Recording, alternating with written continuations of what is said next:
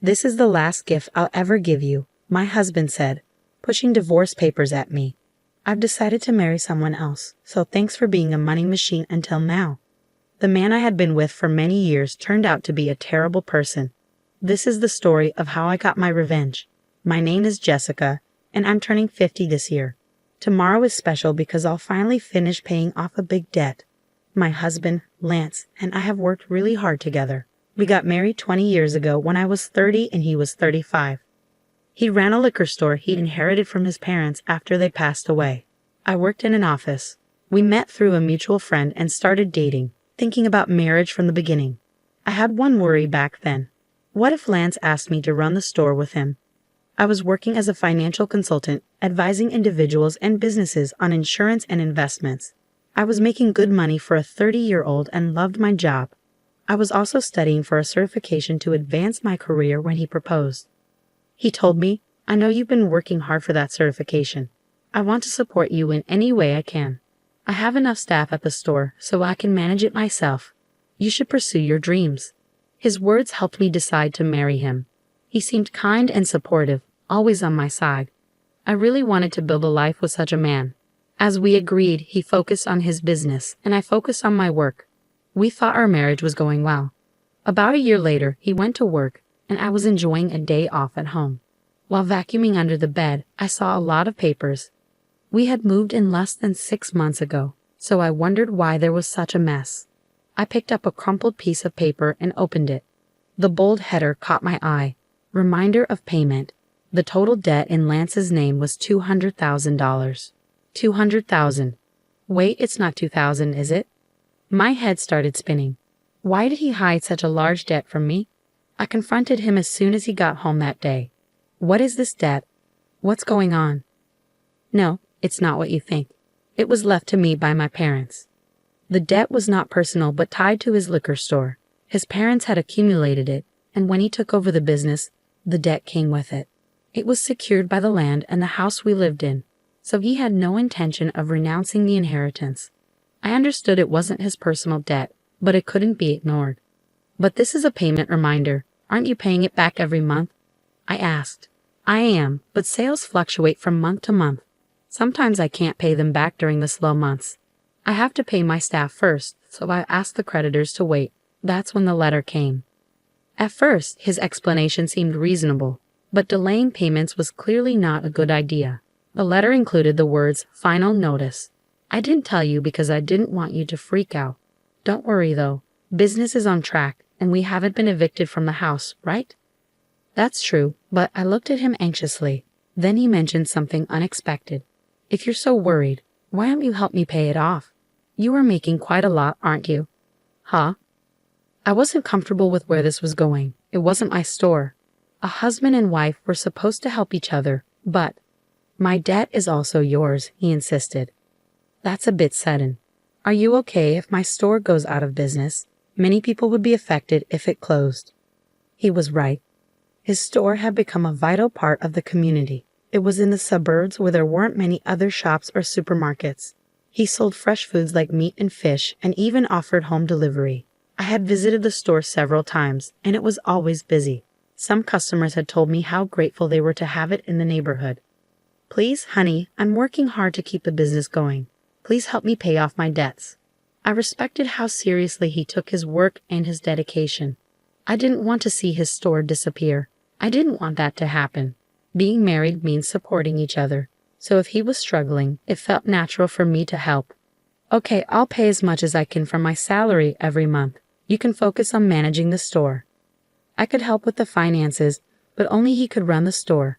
I was glad he trusted me to help. However, this was the start of a change in him. About 3 years had passed since I started taking on his debt. He often came home late. "What were you doing until this late? Were you drinking?" "I just had a few drinks with my customers." "Honey, did you make the payment this month?" For some reason, he sounded condescending. "I did last week." "Why?" "The store depends on you. You'd better keep paying on time." When he was drunk, he would give me orders. At first, I thought it was just the ramblings of someone who'd had too much to drink, but it started to bother me when it happened repeatedly. He acted like it was normal for me to handle his debt. By the way, Matt has a third kid now. I envy him. Matt was his high school friend who also had his own business, and his wife worked with him in the store. I've been wanting to talk to you about that. Don't you think it's time for us to start a family? His reaction was very cold. What? A baby? My business has just started to pick up, and we're still in debt. How can we be so irresponsible? That was his response. I tried to keep my frustration in check. Matt has 3 children now, right? We can manage one too. His parents are still around, and his wife works in the store. We're not in the same situation. I couldn't argue with that. I had always dreamed of having children after getting married, but it seemed that dream was slipping away. So, until I pay off all your debts, we can't have a baby. Well, I guess that's how it will be. If you make a lot of money and pay off the debts quickly, I'll consider it. His mean smile disgusted me, but I was eager to pay off the debts as quickly as possible. I was so focused on starting a family that I didn't think clearly about the situation. From then on, I worked tirelessly for Lance. I pursued additional qualifications, took exams for promotions, and secured a salary increase. I started earning much more than most women my age. I even made extra payments, but the debt didn't disappear quickly. Before I knew it, I turned 40 and had to give up on having children. I told myself I still had my husband, and that was enough. He depended on me, and I was willing to do anything for him. As long as I believed that, I remained happy. But Lance started coming home later and later, sometimes not until the morning. I was working in the store one morning when I realized how late it had gotten. I had to go out with a customer, and when I returned, the sun was up. Seeing Lance working so hard to keep the store going made me feel like I had to do my best as a wife too. We were in this together, working toward a better future. Months and years passed, and finally, the day came when I was ready to make the last payment.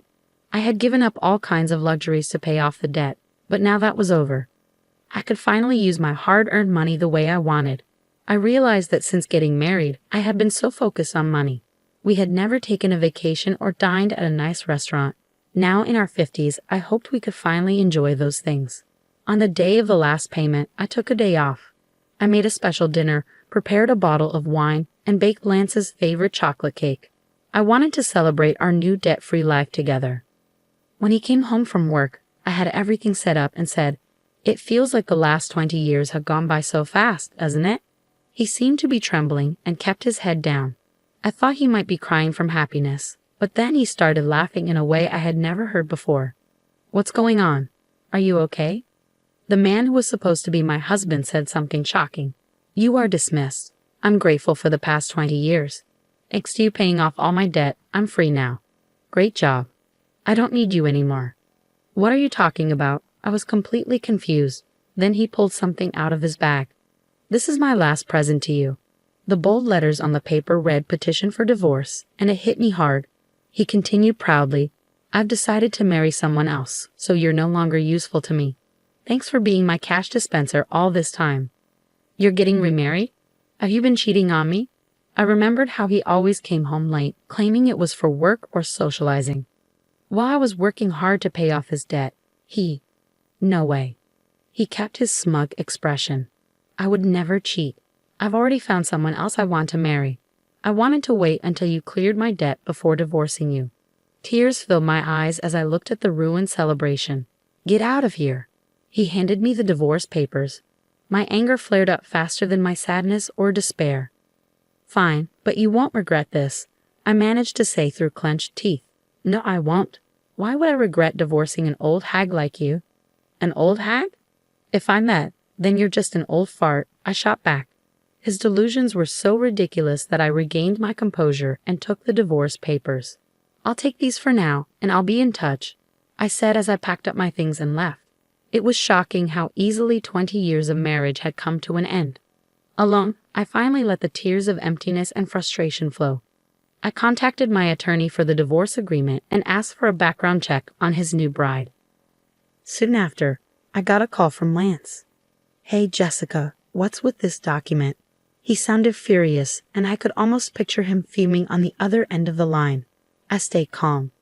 "That's the divorce agreement. What's the problem?" "I know what it is, but why do I have to pay you back for this loan?" He sounded panicked and kept yelling, "This is crazy. This isn't right." He was upset about the part of the divorce agreement that required him to repay the money I had covered for his debt. This was supposed to be something you did out of goodwill, wasn't it? Why are you bringing this up now? What do you mean? I did it as your wife, but now that we're divorcing, it's different, I explained. Then the regret you mentioned is, he finally understood. When he asked for a divorce, my immediate thought was to make him repay the debts. My job involved dealing with various clients, including those with divorce and inheritance issues. Through them, I had connections with experienced attorneys. I consulted them right away. The total amount he owed, including the interest I had paid on his behalf, came to a little over $300,000. I was determined to get that exact amount back. That was all I was asking for. He must have realized how serious I was by my firm stance and by seeing the name of a well-known attorney on the document. He had thought he could get rid of his wife without any financial obligations. But he was completely mistaken. You know I don't have much money, he said. Well, why don't you sell the store to cover it? I suggested. If I do that, I won't have anything left. You're like Satan, he retorted. You're only 55. You could still find another job if you needed to, I pointed out. Give me a break, he snapped. My conversation with him was completely nonsensical. I wanted to hang up immediately, but there was one last thing I needed to ask. By the way, how's it going with your new bride-to-be? That's none of your business, he snapped. I couldn't help but laugh at his abruptness. Sounds like you're having a tough time. Good luck, I said as I was about to hang up. Wait, I've decided not to marry her. We can start over, he begged. For some reason, he thought he could plead for another chance. I shouted my final words and hung up. Start over. Don't kid yourself. I don't want you. I had been married to this man for 20 years. I wondered if I looked even more foolish than he did in the eyes of others. I had genuinely respected him until the divorce. I had seen how hard he worked for the store and his customers, and I wanted to support him. 20 years later, I realized Lance was just a fool. The remarriage he talked about was nothing more than a fantasy. It all started when he flirted with a teenage university student who worked part-time at his store. You're so cute, Melissa. Will you be my wife? He asked her. She played along, jokingly saying, Well, I might consider it if you let me be a full-time housewife. The truth was, she never took him seriously. The idea of marrying a man nearly 40 years older was just a joke to her. When Lance kept pushing her to marry him, she was horrified. Her parents had to step in and get a restraining order against him. When I read the private investigator's report, I laughed so hard I almost hyperventilated.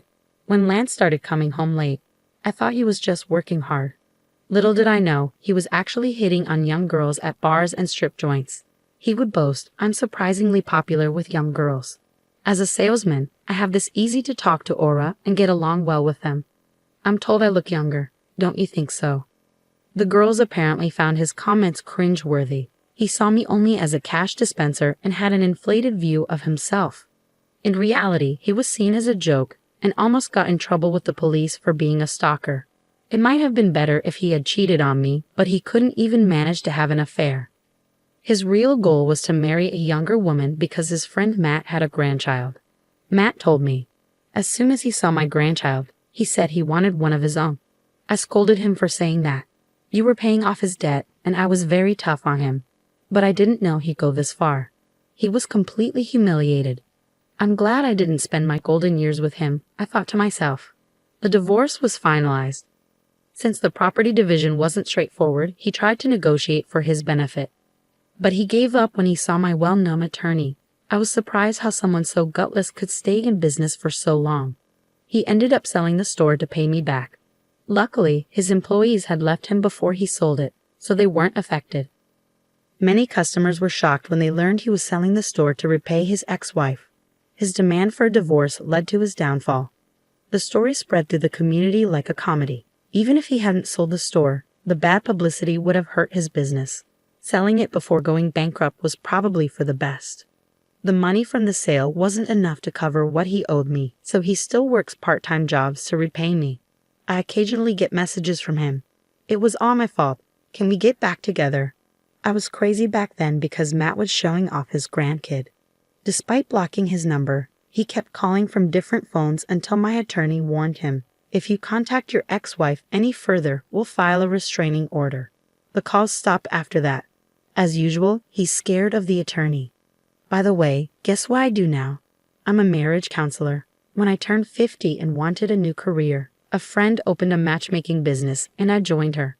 I left my old job to help singles find partners and offer advice on financial matters between couples, like insurance and investments.